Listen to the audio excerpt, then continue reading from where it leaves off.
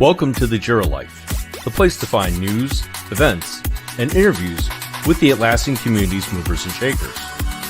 Join our hosts, Alex, Dr. Jira Ortiz, and Rodney, the Jira guy Nissen, as well as the Jira Amigos in the Peanut Gallery, as we sit down and discuss the latest going on in the Atlassian ecosystem. Because we didn't choose the Jira Life, the Jira Life chose us.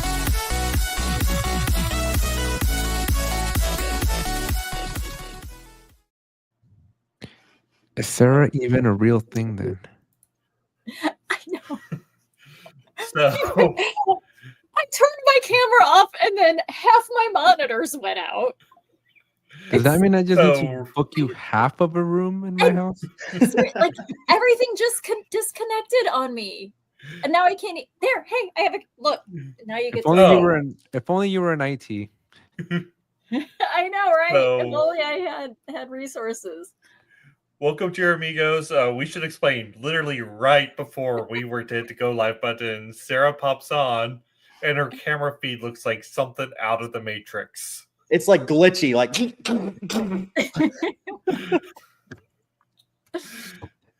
Oh, She's just you did not make your offering to the IT gods. I did. I'm blaming the shirt, friends. I'm You think blaming the so? shirt.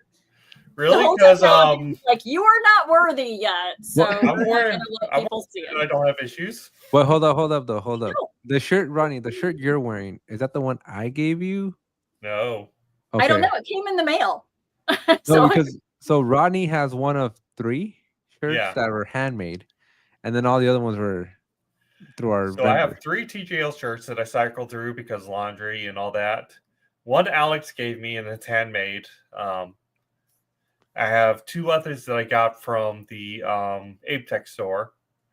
And again, just so I can cycle through them for these shows. Wait, we're supposed to cycle through our clothes? Yes. no, you wear it right side out, then Inside. inside out, then backwards, and then Yeah, I on do the whole screen Big Hero like that. 6 thing. Yeah.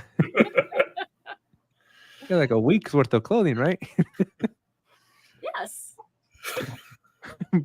Bill's like, what happened to the show since the last time I was here? It has degraded quite a bit. only been a couple of months. Like, geez. So, Bill, we change everything up every season, which is on the new year. Okay. We're now in season 3, so things are going to be a little weird. Is that by design or just Tiredness? Sure. We got to Pure keep things burnout? interesting.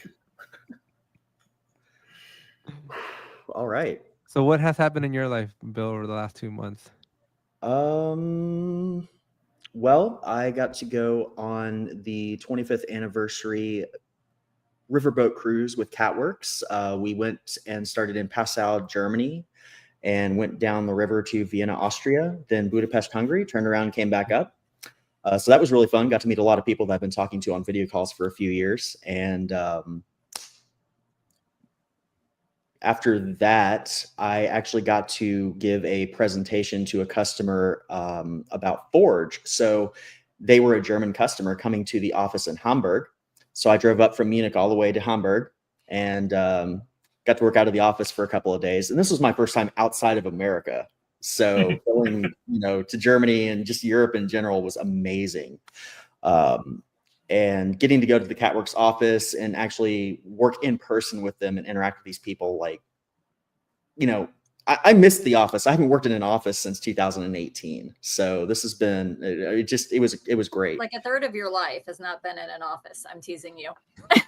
I mean, I'm 29, so Okay. So It's the very fourth of your possible, life. Sarah. It is very possible at this point. So, But, Bob did ask a very important question, Bill. We have to ask. okay. How Yes, hard passport. was it? Yeah, how hard was it to get your passport? So, and that's the reason I didn't get to go to Germany before. And I also missed out on Mallorca, Spain, because I did not have a passport. And I said, this year, I am getting my passport. I'm not missing another company event. I applied for it, I think, in February, and I was surprised. And maybe it was because I was in Florida and Tallahassee had low load, but I got it in like 3 weeks, the book and the ID card. And I got lucky. I went to the post office. I didn't know I had to make an appointment, but somebody had an appointment. They didn't show up. So I got to get right in and get my picture taken and sent in. But Yeah, it was surprisingly quick turnaround back then. Your experiences may vary, right? Very, Alex. very much vary. It took me 3 weeks as well. It's just the build up to get to that point took a while. How long did it take you to get to the post office? Is the real question. Well, the real question is, how long did I like put off getting a passport to begin Exactly. with? See, because Yeah. that's what they're trying to hit me with. But I'm like, So, yeah, I mean, it was like what, almost 2 years that I just didn't go out of my way. normal people. This is normal. But at the post office, I just walked in. I didn't even know I had to make an appointment. So I just got lucky there. But yeah, I mean, it was crazy. Now, I mean, I would expect it to take 4 to 6 months for people. There are a lot of passport applications going in right now. So it's like, don't expect 3 or 4 weeks. Yeah, it took me like a year of these people bullying me into getting one, and then a few weeks to get it. You know, Florida doesn't do a lot of things right, but maybe I got lucky with how they do the State Department stuff. Right, for all the other things that are backwards, right? So that has to be backwards too. So that has to be like better than other places. Right. I spent my entire life in the Southeast, so You don't sound like it at all. I know, right? I mean, I could talk like this if I wanted to, like everybody else around here, because I'm from Pensacola, Florida. So I'm basically like, my house is a couple of kilometers from Alabama. So I could like. No comments. You can twang or not twang. No comments. Ooh-wee. I moved to Alabama in the 5th grade, I'm and sorry. I stayed there until after college. Now, where in Alabama? Huntsville. Huntsville. Okay. All right. So you probably missed Atlanta. I was in Atlanta, by the way, last night. You didn't come say hi? You, I mean, Alex, it was no one like wants to come 2 in the visit me. morning. So. You live too far away from the airport. Of course, it's an airport. I was driving through. I was coming from like Elberton up in the northeast by South Carolina. So it was like get there, get through. Then you Atlanta. really did literally drive by my house. Probably. I was on I-85 and yeah. Did you I came from Athens. I came through Athens to I-85 and then down. I always take Athens that way. I just can't do I-85. No, literally, you're describing the area I live in. So if you did that, you really did drive by my house. Folks, you heard it here first. And Rodney's address is 555. Somewhere near US 29, maybe. Yeah. Somewhere around there. Yeah, actually. I'm near US 29 too in Florida. My favorite part is I Google Ronnie's address and it's just like a brush. It's not anymore. They've actually updated it, but it was for the longest time. But no, seriously, Bill, it's great to have you back. Happy to be here. Just one point I want to add on to, if catworkx is listening, I am really desperately trying to get a sponsor trip for Alex over to Europe. So if you guys need him to talk at some event, hit me up. No. Let's not do that. But I am curious, did they have cats in the lobby? Oh my god. No physical ones though. I believe we did joke about that briefly. So if I were to come over, a good gift would be to like put a cat in the lobby. Oh boy. I'd probably bring him a bulldozer though. I think the bulldozer would probably be more appropriate. I'm planning a little bit of a workcation that way again. So I'll actually be leaving on January 19th to spend some time in Munich and maybe a couple of other places around that area and other parts of Europe. That's one of the great things about working in a remote multinational company is you're able to have a little, I wrote a whole article on this that's on catworkx's website, but you're flexible as long as you get the work done and you're present when you're, to fill your time in. You can really do this stuff from wherever. And I'm really lucky to have the management and the teams that I'm with because they're really supportive, great people. I mean, all the way up to the top of the chain. And they, I can go anywhere in Germany and have a friend somewhere that in that area that I can go like see, show me around, help me out. I love it. So yeah, I'm gonna be back over there. We'll see if we can get you in. Wait, breaking news. Summer's got a job? Yes. Congrats, Summer. So happy for you. Congrats. That's great. Mm-hmm. Yeah, my comment on Summer's post was the world feels a little bit saner now that she has a job, because there are some people when you see that and you're just like, this should not be possible, right? Ah, there it is. I just first post that I see when I get into LinkedIn. Yeah, that's amazing. Especially, I'm assuming the U.S. market. It's very, very difficult to get work in our field here. And I could go into a 3-hour TED talk on all the reasons for that. But oh God, no.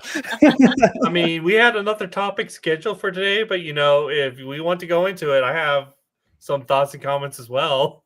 Let's not make a repeat of last time, and it may get a little too political for our audience. So I'll keep things unpolitical just real quickly because I know people have been asking me all day long. I am 50 miles away from the fire, so I am A-okay. Oh, yes. Thankfully. But the winds have just picked back up right in front of my house, and the house is shaking. And every time the house shakes, I have to make a call, whether it's the wind or an earthquake. So it's scary. We have in catworkx US a coworker in California. He's actually like just north of LA. So I've been really concerned about his safety. But right now he's able to be at home. I mean, there's of course smoke and stuff from the fires, but it's a blessing that he's able to be safe right now, and that fire hasn't come that far north and hit him because he's by Six Flags. Okay, no, that's very far north. But I've lived in Southern California my entire life, and I've never seen it like this. We've always had like little fires, and they always pop up. But this caliber and that particular region, it's tough. Yeah, I was telling the crew here because Alex famously is last minute showing up to these because he's had the commitments. Not saying that's anything wrong with it, but we know he's going to be one of the last people to show up. So today I'm like, look, Alex is either going to be here right before things start, or he's not going to show up at all because he's busy running, and we won't know which until showtime. It was a little, not a lot, but a little tense. Waiting, just freaking out. I like to keep you guys on your toes. I was actually just admiring my new pin collection that I got at Disneyland. I got a buzz. I thought you meant pen as a writing implement for a second. No, yeah, I thought pens too, and you said Disney. I'm like, pins. Wait, what? Sorry, my Mexican in me doesn't come out correctly. Dios mío. Did you say Dios mío? Yes, he did. So appropriate. I mean, I'm in Florida. No, I started a very expensive pin collection yesterday. Good. So, my wife Bill, only let me buy one. Bill, yes. What we did bring you here to talk about, the topic we're going to talk about today is we are, of course, at the start of the new year. You are the first guest of the first real episode. If we don't count our, hey, this is what we're going to do this year episode for New Year. So we definitely want to pick your brain and get your thoughts on the year of Atlassian that was 2024, as well as maybe get some predictions for 2025. Sure. And okay. We are going to borrow a retro board that was lovingly populated by our members here at the Jira Life. As soon as I can click to get that up. Oh, this thing that we were supposed to do like 2 weeks ago. Yes, Alex. Not saying that derailed at all. Oh boy. I started the meeting saying I was going to derail it. I didn't think it was actually going to derail. You should know better. I think that's a rule of the Jira Life is if it can be derailed, it's already derailed. It's got to know you got a friend in me. That's the only reason I remember, because Bill said that Germany, he has a friend. All right. So what are we reminiscing on the most? Oh boy. Well, we can start with I don't know. There are a lot of places that we can start with this. Let's start at the top. Rovo. Start with Rovo. I mean, Rovo's like my whole thing right now. So at catworkx, we are taking a look over our AI strategy, and Rovo is at the top of the list for me specifically. I was in the early access preview for Rovo Forge agents, and it has been really interesting to work with getting agents together that access external resources or can hit points to give better information than if you're just prompting a Rovo agent inside of the the text prompt interface. So I have talked with some other app development partners recently, app vendors in the ecosystem, and they've got some really exciting stuff coming around Rovo 2 and agents. So this will be a fun year for Rovo. Last year, I was one of the ones in the early access preview for Rovo in general. I was a little disappointed that I didn't get to see as much deployed in my instances as I got to see at Team 24 in the US.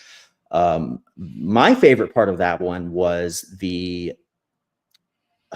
what do they call it? In Jira, in a development project, it would suggest and even implement code changes for you. And I'm not leaking anything because they were showing me that like on the floor at Team 24. They talked about it since too, but that was like one of my favorite things. And I get access to Rovo and I'm all excited, whoa. And I open it up and it's like, oh, it's just a chat bot. I mean, that's cool. Let's see, can I like get it to do stuff? Create a Jira ticket that does X, and it will like print out later. the stuff that it would put in that Jira ticket, but it wasn't creating the Jira ticket. And I was like, come on. Nah, close but no cigar. So I'm really looking forward to this year. So you're more optimistic about Rovo in 2025? I'm very optimistic about Rovo. I mean, in 23 and 24, especially after the advent of the GPT models, I mean, Chat GPT coming out, I didn't even hear about this. And I'm like relatively, I hear about this stuff when it comes out, but I did not know for a while that Chat GPT even existed. It came to me from one of my customers who's like, hey, have you guys seen this Chat GPT thing yet? It's really cool. And I'm like, what's Chat GPT? It's the future. So next thing I know, every single website has a chat bot, and most of them are awful. They don't really do like their job. And I don't know if that's because they don't have access to relevant information or if it was just rushed and it's like, okay, here's a little connected GPT-3 with like a little prompt behind it. And that's it. But from what I saw at Team 24 and what I've seen implemented since with Atlassian Intelligence and Rovo, I am really happy with the way that Atlassian has been handling this AI integration. They have actually identified useful features for their customers, and their chatbot isn't terrible. I mean, it has access to all of the relevant information in the instance. It is able to give you actual context and real information. And with agents, you can customize it either by a text prompt, or if you have developers in the Forge ecosystem, have an agent written that can access other resources externally, and it just works. So being able to leverage, an actual powerful AI tool instead of Atlassian just being trendy with a chatbot that doesn't really do anything has been really exciting for me. What do you think of the pricing? The pricing is going to be their like most difficult sell with this. I mean, what is it? $24 a user until you go really high. I mean, that's more expensive than Chat GPT per user, and especially if you go with like a team plan. And that's not the new Chat GPT, right? Because what, $200 a month now? Yeah, if you want to make videos. I did play with that video model. It was kind of interesting. I've been watching it for the last year and a half, and finally seeing it has been. I only generated a couple of things. I also heard you have to buy it for like all the users, right? So it's $24 per user, but then if you have 300 users, then you're buying it for 300 people. Yep. I mean, that's been Atlassian's model for add-ons forever, so not surprised there. Yeah, but this is going to break a lot of banks. Yeah, so, and especially on top of already having to pay for Atlassian Intelligence, Rovo is an extra cost. It's a high cost, especially when you're a large organization moving into thousands of users. Oh, yeah. That's thousands of dollars times 18 to 24. Yeah, especially when IT budgets are also constricting heavily. They are, yes. How do you justify a new, like, literally more than 50% increase? Yeah, and leadership just sees it as a chatbot. Right. I do want to ask, on a like 0 to 100 scale. So the answers, how much trust, how much validity do you think the answers have right now? And do you think people just jump in and go, hey, yep, that's it, and then move on and accept it all? Or where do you think people should be with that? We're talking about what we get back when we talk to Rovo? Yeah. Okay. So the first thing I'm going to say, and Disclaimer. I said this, I mean, when I did my Team 24 talk on Atlassian Intelligence, one of the biggest points that I emphasized on stage was always, always, always double check the content that you get back from any chatbot. These models, they just predict the next best word in what they think. Yeah, algorithmically. It's an algorithm based on a vector database full of information. So it's just like predicting what the next best word is. It's not thinking. It's like literally magically putting words together and they come out as a sentence with information somehow. Yeah, exactly. So each time you query it, if you give it the same question, you could get different responses. And this is a big issue with some models, and when you have a large context window or even, well, in limited content too, it really closer to the limited content side. But hallucination is a big problem with generative AI still. So never, ever 100% trust anything that you get back from an AI model. Always verify it, fact check it, and just, never take it at face value. Doesn't that? Actually, I want to build on that for a second. Sure. It also depends on what information you're feeding it, because Rovo basically ingests whatever is in your Confluence or Google Docs or whatever. Your entire instance, whatever you have permissions to access in your instance. Bad data in, bad data out. Yeah, I was going to say, if you made a series of bad decisions and you hired some bad grouping people, you're going to have crappy robots. Exactly, yeah. And that also depends on how the people who wrote the agents write the agents. One of the things that I want to focus on in my role at catworkx this year is helping customers get agents written that are really productive for them. So I want to bring my experience in the last 2 years writing AI agents to give customers a better experience with these products, because anybody can write a prompt, but it takes knowing how to manipulate the model in the right way that really gets you the results that you're looking for. When do you think how quickly do you think, though, that trust level is going to grow? I mean, I would imagine it grows like exponentially, right? So right now we are still in that period of check the work, check the work, check the work. And granted, yes, somebody, and then how many nefarious people could be out there putting in that bad data just to go, hey, haha. They're gonna be like, have you heard of the screw teachers? it all up. But like, how quickly do you think you could get to like 70% of the time? I'm it's all good. Honestly, I already rate it higher than 70% of the time, especially when we're talking about Rovo specifically. Internally, I can't speak for stuff that pings outside, but internally within your instance, AI so Atlassian's model, they have, my understanding, and anybody, if correct me if I'm wrong, Atlassian, correct me if I'm wrong, but my understanding is that they have their own model internally, along with their contract with OpenAI, where they use, I believe it's still GPT-4. I haven't heard that it's gone to the O models, but so they have this mixture, and it's based on solely what is within your instance and some base external knowledge. But there's really not a lot outside of misinformation inside of your own instance. Yeah, unless your own company sabotages you. Unless your own, colleagues are undermining and sabotaging your results, which any professional environment, that would be that'd be a no-no. I would say it's not only sabotage. It could also, general rule, don't attribute to malice what could be attributed to incompetence. Yeah. People could just be bad at their jobs. Yeah. Your bad eggs ruin it for everybody.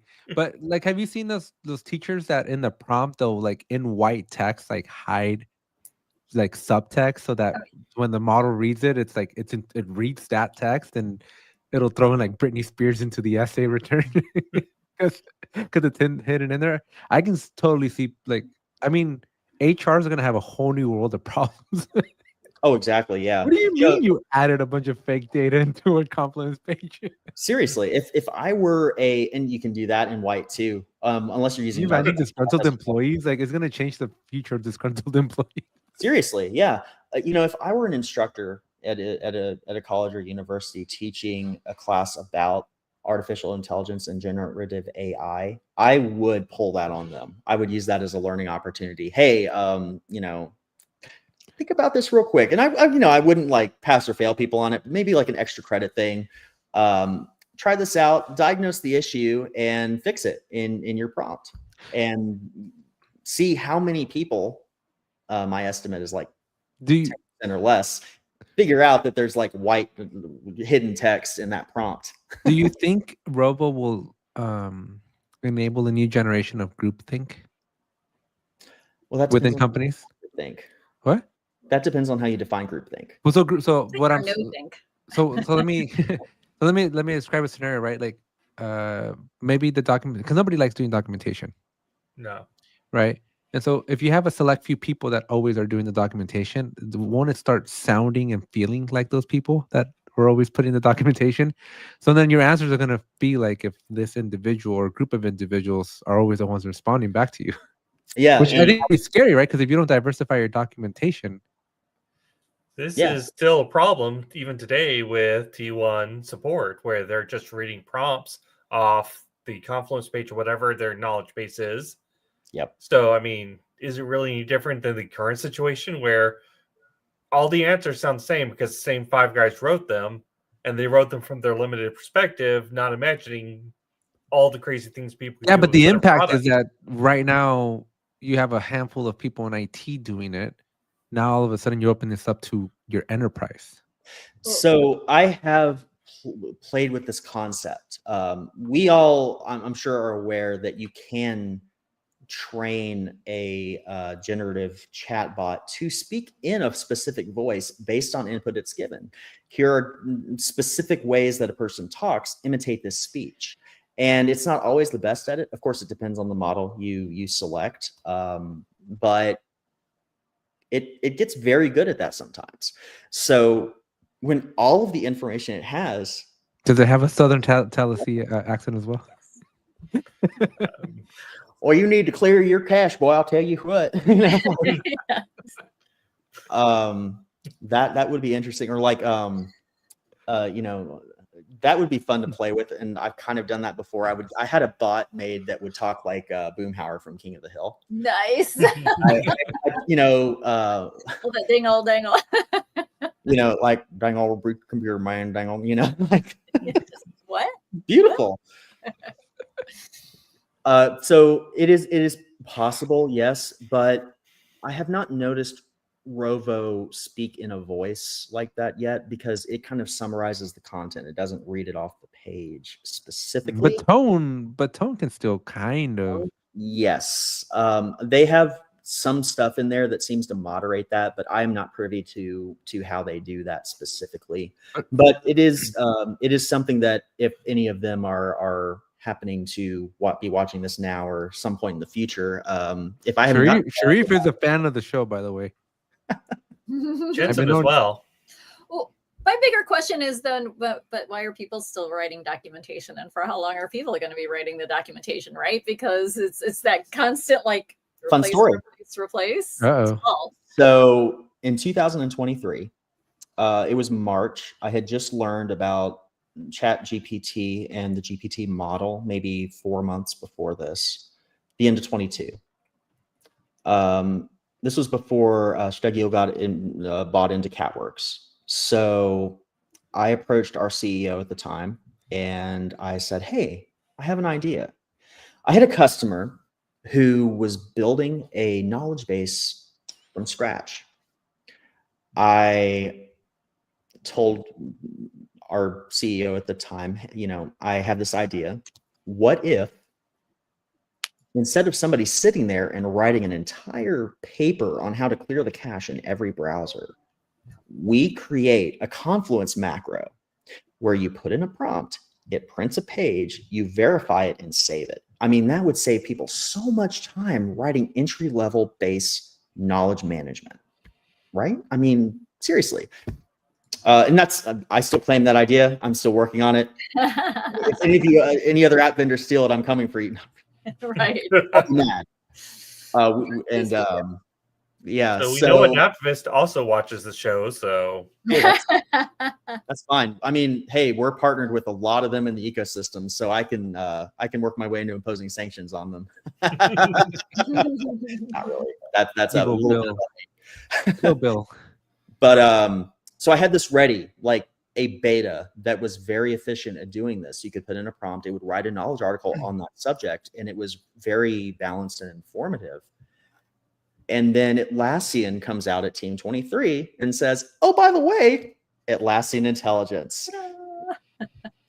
At the time, I had another conversation with our CEO back then. He's like, yeah, I don't want to use the word or the phrase killing your baby, but pretty I'm doing this now. But Atlassian hasn't done it where you can generate a whole page, right? They just do like make a paragraph or two at this point. So yeah. I that concept a little bit ago. I forget. I think it's in Jira. In the description, it can do a lot more now. Yeah, yes. I was doing a lot in Confluence AI the other day and watching it write something, and it would write something incredibly long and then immediately refine it for you before it, right? Like that was a fun thing to see. Like it's like, oh, wait a minute. I could do better. And that's one of the things I like. Here. Some models these days, or not the model specifically, but the application implementing it is written to work like as an agent. So instead of just getting input output, it'll get the output and then push it back to the model to refine it or fact check it or compare it to something else. Fact check itself. So agentic AI, Jensen from NVIDIA throws this term out. I'm very excited about that because I up until CS is this week, right? So up until Tuesday that I watched Jensen's NVIDIA keynote, I was very pessimistic on Robo. I was not I'm not. This ain't gonna work. It's reasonable. I mean, especially when you think about the price point. That's a reasonable. The price point is definitely a make or break point for me, but it's going to be tremendously hard. I mean, I think it's cheap. I think it's like I'm going to put my Elon hat on. Elon hat on, if I can speak proper English. Don't overthrow Europe. But the point is, like FSD, right? He's been telling that FSD is worth like millions of dollars. Yeah, and that it's cheap for you to pay $8,000 to get it on your Tesla. So I think $24 for Robo is cheap. If you look at the cost savings of, you don't need to hire an entire IT team to handle your tier 1 level support anymore, because it's all can be done by an agent. I can see that perspective, but also having been a C-level manager, I also see that still is not a good enough of an excuse. Today, but 5, 10, 15 years out? I mean, 10, 15 years out, once the technology matures some, you might have a point. But as it exists today, I'd have a hard time not putting a person keeping. No, obviously not right now at current face value, right? But like this was the whole premise behind Jensen. Jensen made a bold statement. He said, "Your IT teams will become your HR department." Because with agent AI, you create an agent for any work type that you need, and you have a model that goes and does that duty. Yeah, and you hire one business analyst to build those agents and models and stuff, and make it work. But like looking at the math here for large enterprises, you have say 3,500, a small or large enterprise. So you have 3,500 users in your instance. That times $24, assuming that they don't get an incentive from Atlassian, is $84,000 a year. They could hire somebody, and they probably would try to at 40, 50, maybe 60 on the upper end to write knowledge. And that's somebody that they can have meetings with and talk to, and is a real thinking person that can reason and have so hopefully not have hallucinations. And yeah, hopefully, I mean, unless they're doing, a bunch of LSD and ketamine, they're relatively sane.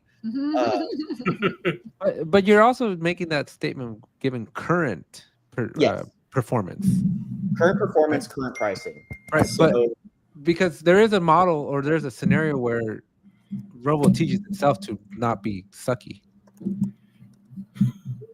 Well, and that's Over where I was time. asking about, right, the confidence levels with it, Yeah. right? Because right now, with a low confidence level, it sounds pricey. As you get that higher, right? Because I think about, like, you know, anytime you outsource, it's just outsourcing your L1, right? In the same way it's been outsourced in many different ways.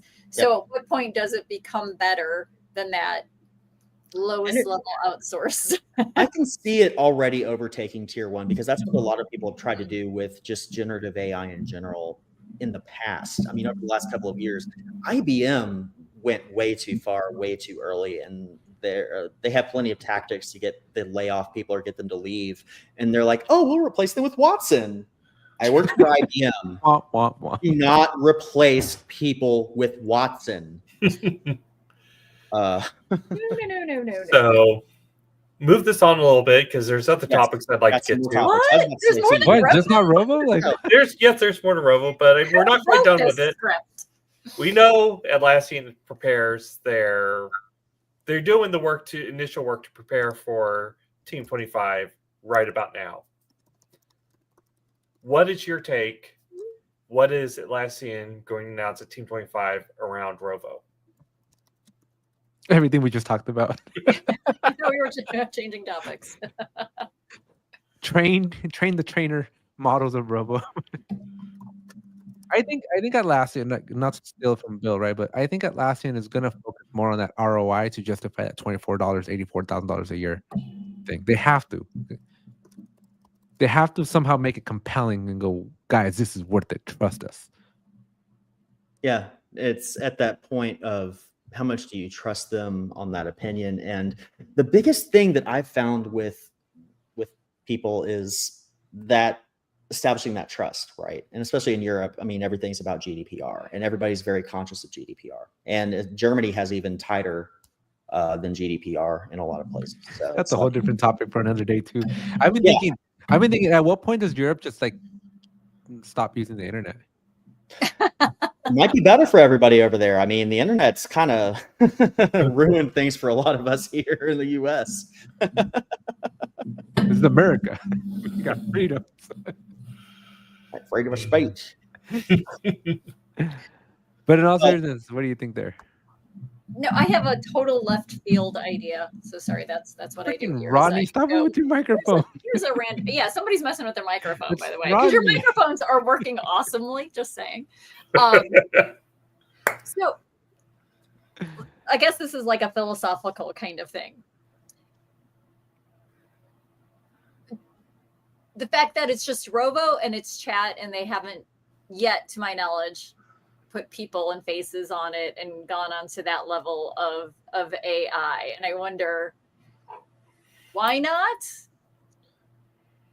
And or is that an eventuality, right? So that it's like, oh, I can just sit here and talk to this thing and interact with it. I think it's going to be an eventuality because that goes back to the NVIDIA thing where agentic AI, he had every single example that he had. It was a avatar version of Jensen doing the job, doing the work. It was even Jensen's voice articulating the description of what was happening. Like when OpenAI stole Scarlett Johansson's voice. Yeah. I think we've already seen a little bit of this. At Team 24 Europe, they played this clip as part of the keynote. Cue clip. And they had the same guy just copied everywhere doing different tasks that was supposed to represent Rovo. Yeah. So I think they're already thinking about personifying Rovo to some extent. You know, I've been using voice interfaces on and off for 10 years. I mean, yeah, at least. And I've never really liked them. I do not talk out loud to Google. I do not talk out loud to Siri. I don't even have Alex A. I'm going to just not trigger everybody's Alex A. Alex A. I don't. That might be close enough that it's already too late. I never liked voice interfaces. I don't like talking to inanimate objects. And it's not that it's a lack of another person staying there. It just, and as social as I seem to be and like to think I am, when I just want to get an automation to happen or, turn off the lights. I would rather, take out my phone, pull the little, the control center down, turn off the light.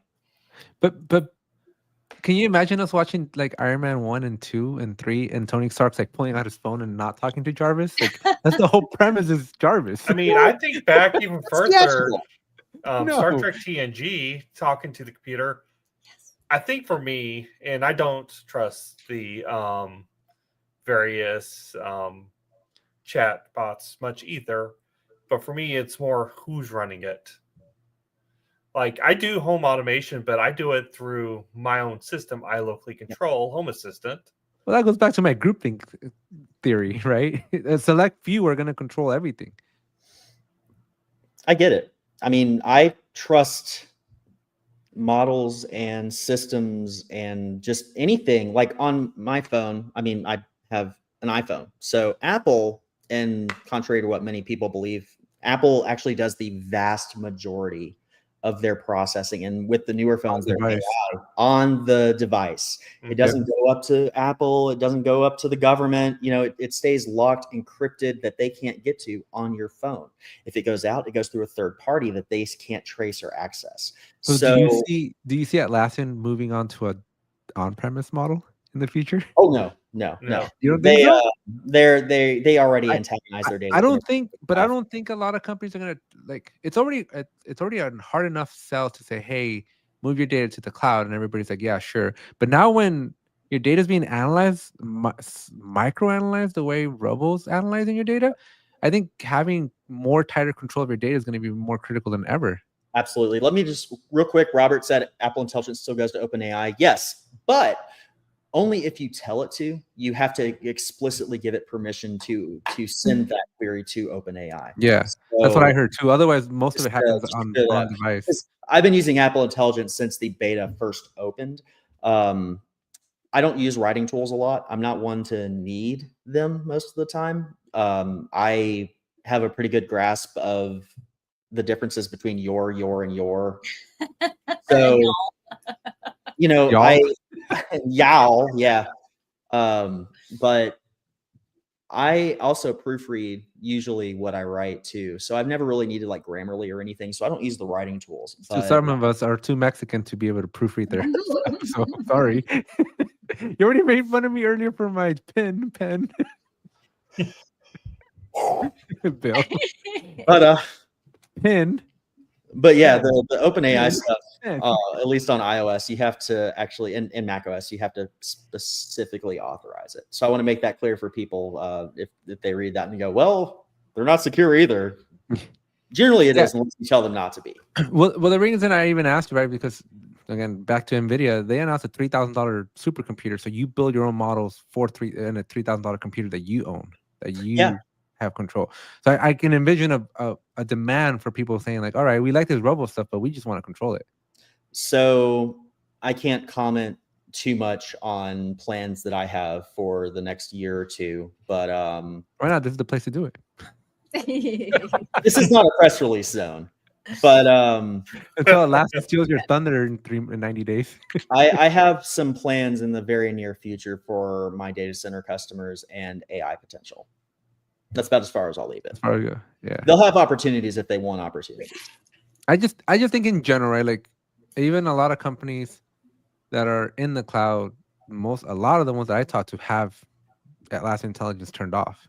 Yes. Oh yeah, they're very skeptical of it, and it's this trust thing, right? People just do not trust it, and that was another thing I had to emphasize when I talked about this at Team 24. Was look. You gotta trust it.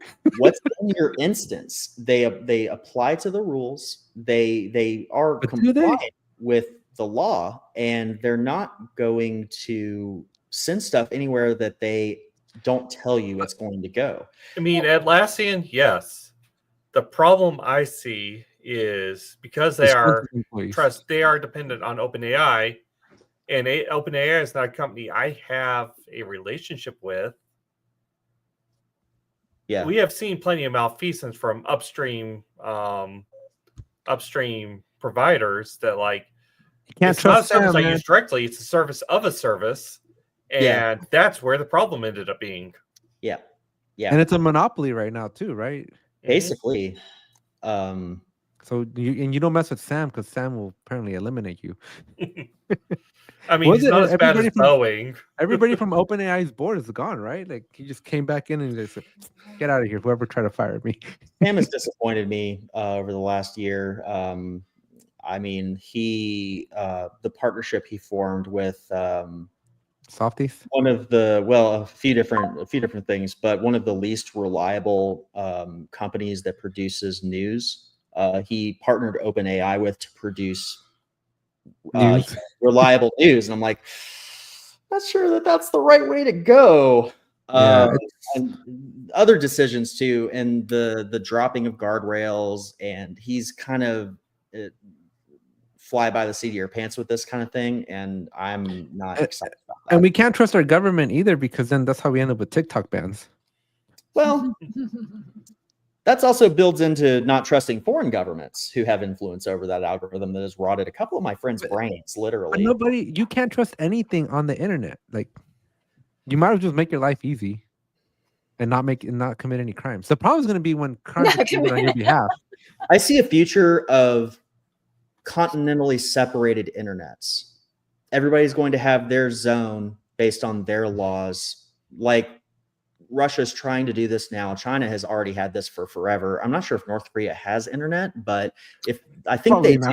It's a local thing that the 3 people with computers can access. I think more people have access to their version of the internet. It's just 3 people have access to the wider internet to go commit crimes. That's how they ended up with my Gmail password. So, yeah, but we should probably move a little bit away from that AI topic at some point. Yeah. So, what do we have? It's a great topic, though. I didn't think we were going to. Well, I mean, we could talk about. This is what we forgot to do last time, but did we talk about AI last time? We're supposed to. It just never happened. I thought we talked about cats because I had no idea what the cat was all about. I think we talked more about me, unfortunately, than actually what the topic of the show was. So this year we're trying to solicit more opinions, right? So we're trying to get your 2 cents on what you think about all these things. But yeah, and that's the whole point of obviously this, but one of the things I really like about the Atlassian ecosystem, right? I mean, we talk about how we feel about things. We collaborate with our even our competitors in some cases, and it improves the ecosystem as a whole. All right. What about Loom? Is Loom on the list? Is that Loom is next on the list? What do you think about Loom? Oh boy. Well, I have not had one customer request it. That's a problem. But have you seen the 30,000 ads that you get about fake customers requesting it? Oh, did you see that? Did you guys see that? Because I actually went in, like I got these pop-ups, but I managed a 3,500 person instance, right? And I'm like, I saw a name. I'm like, okay, cool. I ignored it because I'm like, I'm not buying Loom. And then I went to a different Jira. I'm like, wait, that was the same person requesting it. I do have customers where the same user has access to multiple instances, and being an org admin on some of those, I get those emails, right? This person is requesting access to Loom. And I have a customer that's got thousands of users. So it does pop up occasionally. But no, but I had 2 separate instances of Jira, same user, no relation. Oh, boy. Is pushing fake requests from people. I'm not ready to go so far as to accuse them of that, but I'm not going to say that we didn't see that. What was it? The baby? What was it? Your boss's baby feeding thing? I thought it was fishy. I thought it was very suspicious. That is interesting. Interesting if true. Yes. I think is yes. That's what I'll retweet it with the caption. Interesting if true. And I don't know the price point on Loom. Does anybody happen to know it? Nobody does. But it's an interesting thing, right? Would I rather, like, if I had the dollars to spend, do I want AI or do I want everybody to create videos, right? Like, I don't. You want everybody with AI to create videos for you. Yeah. Right. So that's my point. Los dos, I have the pricing. Oh, that's good. And this one just happens to be selected by default for you, It's the best deal. You got Jira at $20. You got Robo at 24. You got this at 20. So now you're doing it at $60 per and person plus AI per month. It says AI workflows. That means you also have to pay separately for Atlassian Intelligence. Mm-hmm. Or does it come with Atlassian Intelligence? It would say most likely if it did. And then also don't forget that the majority of functioning Loom integration right now is on the Confluence side. Yeah. So you got to go by Confluence too. The idea of decentralized meetings is interesting. You know, everybody doesn't have to be in the same room. If somebody's presenting something to a group, that it doesn't need to be synchronously collaborative. So the concept of Loom for that and for the recording trainings and the way that they showed it, to the way that I saw it at Team 24, they had some interesting use cases, but I have not found a way to sell them in a practical way to customers. They already have WebEx or it also Zoom. goes, yeah, but it goes back to your conversation. It feels unnatural to just speak out loud to yourself. Yep. I mean, it feels unnatural enough to talk to a camera. Yeah, because my job is to make YouTube videos every day, but every time I hit record, it's like I don't want to hit record because I feel weird talking to the camera. Yeah. And I do this for a living. Now, can you imagine? Crazy, yeah. See, and I'm on the other side where I would much rather read something than watch something. Yep.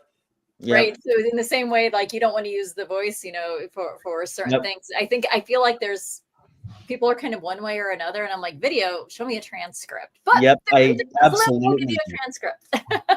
I hate when the only way to find the answer to a question is having to watch a video.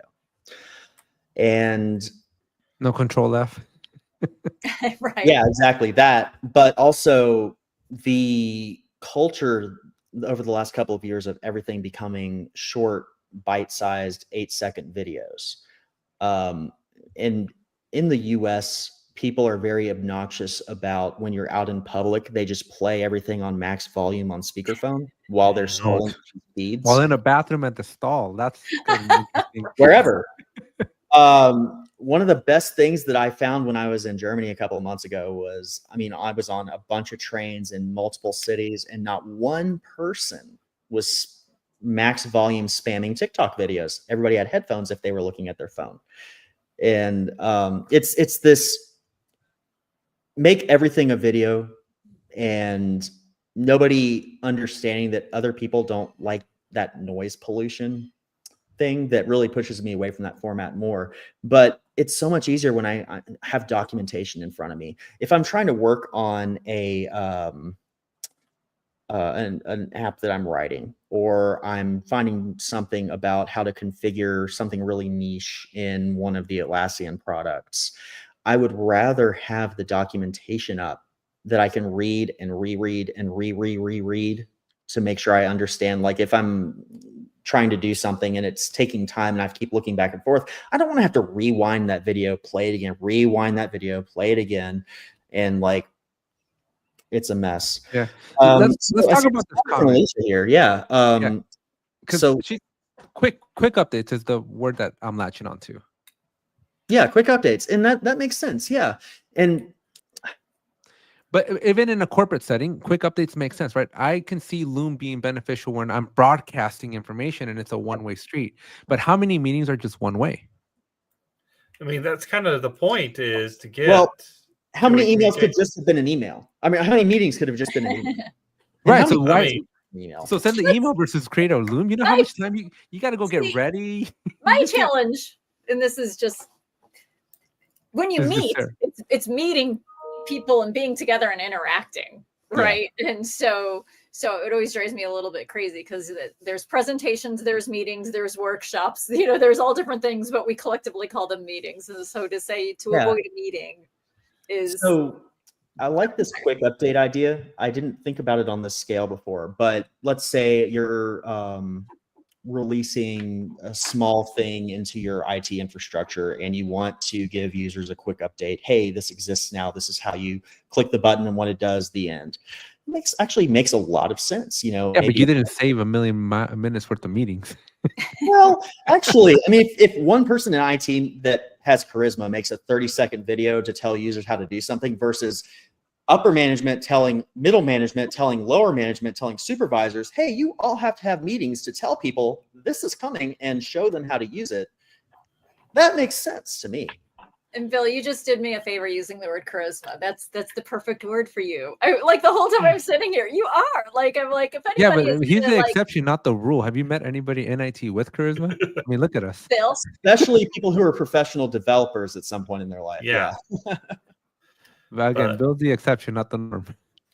I mean, mean, I know- the other use case that we've used on the Jira Life is when talking to a particular sponsor, we sent out what we thought were good terms. They gave us the feedback via Loom video. Now, it ended up being so long, it had to be 2 Loom videos, and that was a whole point. Special shout out I'm to like, our at that point, it supervisor really making could have this been an possible. email. But that's the big thing I have to get over is I have the same feeling about Loom I have about a lot of meetings is this could have been an email. Yeah, you're gonna get, I mean, it could have been a loom is gonna become a term that we use. well, we let's start it. Let's start it. This could have been a loom. Loom. Yeah, and that's actually a good thing to think about. If you're in a meeting and it's not collaborative and you're really thinking, well, this could have just been an email. If it's something where they were presenting something to you or could they have were been a talking loom. about something with visuals, that could just have been a loom, right? Mhm. It makes sense. I just feel like, again, the pricing thing is killing us here, man. They I'd are- rather pay like $50 a month for Jira and have it all inclusive than to a la carte it.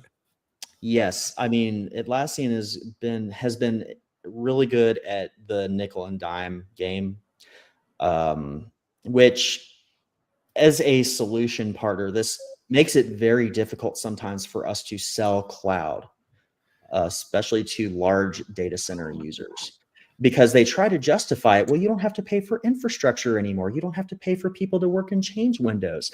But in the end, it still gets, I mean, you have one server that runs VMware that's got all of your other instances on it, right? So you don't have an IT admin working on bare metal servers for each application. So it's really not as big of a cost reduction as they like to say it is. Especially And now. yeah.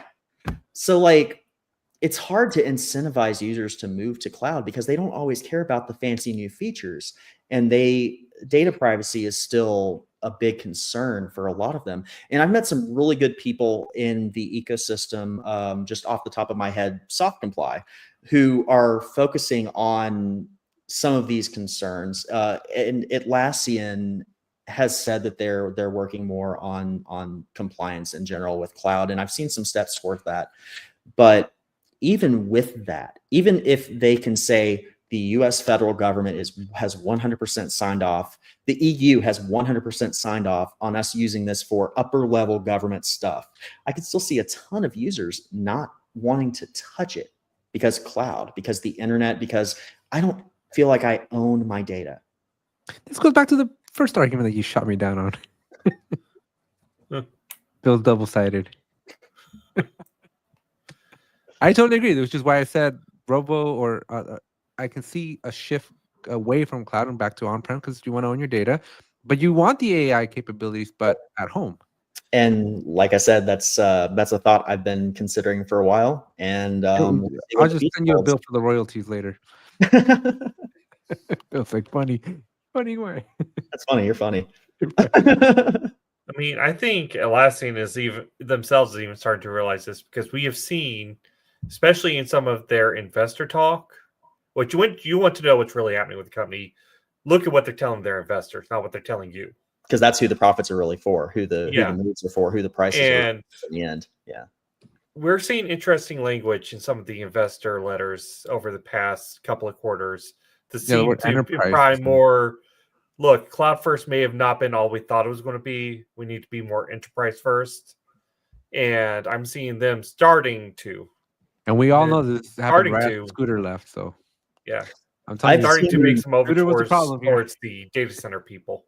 Yeah, that's the attitude that I have noticed from them as well. However, that's bundled with the cloud part. It's like, yeah, we want to focus. I mean, and that's a genuine thing. You know, you want to increase revenue. Well, you focus on the big customers. So let's target the large customers, show them, hey, this is way cheaper than ServiceNow, and for now, migrate you. Well, depends on the use case. But I think they've given up on the large customers migrating them to cloud, and just like, look, keep your data center instance, but have a separate hybrid cloud instance for what applications make sense there. that too, yeah. What I have found in partner equipped sessions and such, when I show up for that, they're focused, yes, on enterprise, but they want to sell them JSM. They want to sell them cloud still is the main goal. And I just don't hear them talk about data center.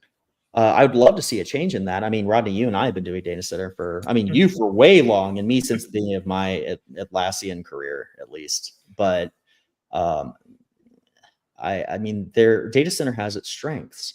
And if app vendors are still willing to develop for it, and Atlassian doesn't inhibit us from working with it, selling it, and give us better incentives to sell it, if they want to focus on enterprise customers and they want to get more enterprise customers than just cloud users, then they need to give us better incentives to sell data center, because it's not cost effective for the partners to sell data center. I don't think we get incentives really much anymore. Yeah. And with that said, great transition for one, our channel sponsor, Revise. Thank you for making this episode possible. But two, cue us up for next week's topic, where we do talk about Connect and the recent news about Connect and the way it originated. I think we're going to be able to go a little bit deeper into that next week. Yeah. But Connect, Forge is a cloud-only platform. Yes. Right? Yeah. So, I mean, it's React. It's right. JavaScript React, and that's not compatible. So we're gonna be talking about Connect and the fate of Connect and all that stuff next week. So make sure you're all subscribed. Make sure you come back next week. But I think it's gonna be a great segue and a great introduction to next week, where we do kick off with the fate of data center when you just killed off the way to make the app for the data center. Yep. Stay tuned, folks. Come back right next now. week. Start thinking about what you want to hear next week. No, I'm hearing like, right, a video killed a radio star. I feel like Forge killed the data center. Forge has a long way to go still, and eventually they are going to start charging us to use Forge unless they have a change in heart. On that. Yeah, right. Come on, it's Atlassian. They want to make money. They want to make money. They'll make it more friendly for their partners and for their customers to get involved in these environments, and not. I mean, they need it, right? It's a chicken and egg situation. You need the app. We need incentive to sell, and customers need incentive to purchase. Yeah. So, what else do we have on the list? Well, that was it, Bill. Because we're at I think we're at the top of our hour. After another hour for members only. The after hours episode. Exactly. I'm down. But now, All right, everyone, Bill, thank you for being on. Everyone, thank you for watching. Again, if you haven't subscribed to us, subscribe, press the like button, ring the bell, leave a comment, do all the YouTube things. And make sure you check out our channel sponsor, Revise. Check out our Spanish like channel. and subscribe. Yep. Don't forget to not back up your data, because you got to back it up. Very important. Seriously. But as we always say here at the Jira Life, we didn't choose the Jira Life. Jira Life chose us. Thanks for watching. Thank you for listening to the Jira Life. Our hosts are Alex, Dr. Jira Ortiz, and Rodney, the Jira Guy, Nissen. You can find Alex on YouTube at 8Tech Tutorials, and Rodney's blog is found over at thejiraguy.com. Our producers are Robert King Bob Wen and Lina Ortiz. You can catch us live as we record this podcast every Thursday at 2 p.m. Pacific, 5 p.m. Eastern on YouTube at The Jira Life. Be sure to join us and our other Jira Amigos of the Peanut Gallery every week to ask your questions, let us know your comments, and just tell us what you're up to. But if you can't join us live, you can still catch the replay over on YouTube. Don't forget to like, comment, subscribe, and hit that bell while you're watching. We're also available as a podcast over on Apple iTunes, Spotify, or wherever you get your podcasts. If you listen to it and think it deserves a rating, we would very much appreciate it, as it will help others discover the Jira Life. Because we didn't choose the Jira Life. The Jira Life chose us.